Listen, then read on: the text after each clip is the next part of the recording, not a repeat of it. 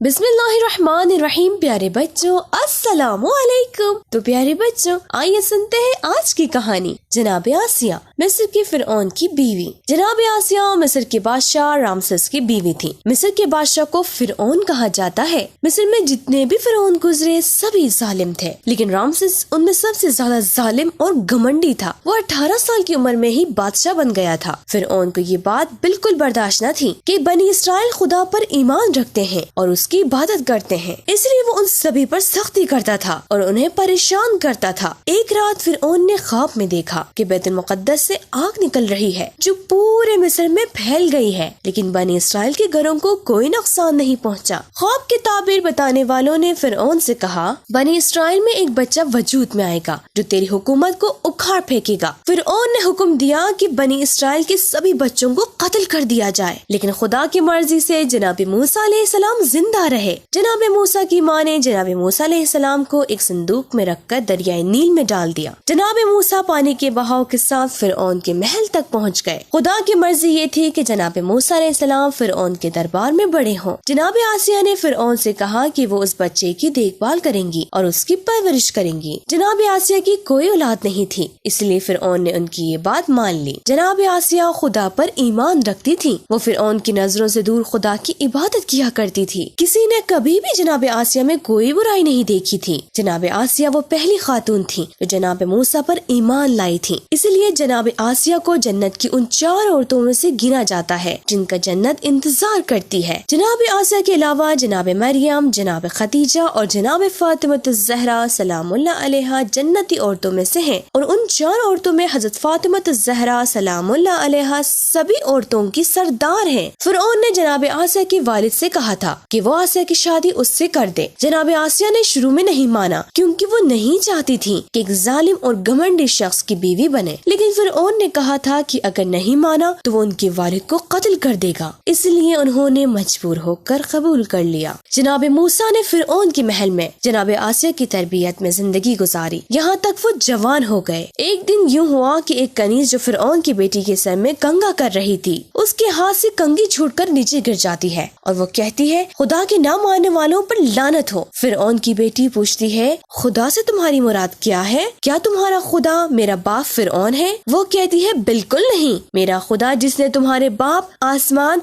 और जमीन सबको पैदा किया है, कोई उस जैसा नहीं है। फिरौन की बेटी अपने बाप फिरौन के पास जाती है और पूरी बात उसे बताती है। फिरौन ने फौरन हुक्म दिया कि उस औरत और उसके बच्चे को कत्ल कर दिया जाए। जनाब आसिया उस औरत को बचाने की बहुत कोशिश करती है, मगर कोई फायदा नहीं हुआ। फिरौन समझ जाता है कि उसकी बीवी यानी जनाब आसिया उसके बजाय आसमान, जमीन और पूरी दुनिया को बनाने वाले खुदा पर ईमान रखती है। वो हुक्म देता है कि जनाब आसिया को तपते सूरज में लटका दिया जाए और उसके हाथों और पैरों से कीले गाड़ दी जाए ताकि सूरज की गर्मी से जलकर मर जाए। फिर हुक्म देता है कि एक बड़ा सा पत्थर उनके सीने पर रख दिया जाए। जनाब आसिया खुदा को पुकारते हुए कहती हैं, खुदाया मेरे लिए अपनी जन्नत में घर बना, मुझे फिरौन और उसके बुरे कामों से दूर रख और मुझे उन जालिमों से बचा ले। जनाब आसिया शहीद हो जाती हैं और खुदा की तरफ से उन्हें बेहतरीन इनाम मिलता है, यानी खुदा उन्हें जन्नत की बेहतरीन औरतों में शामिल करता है।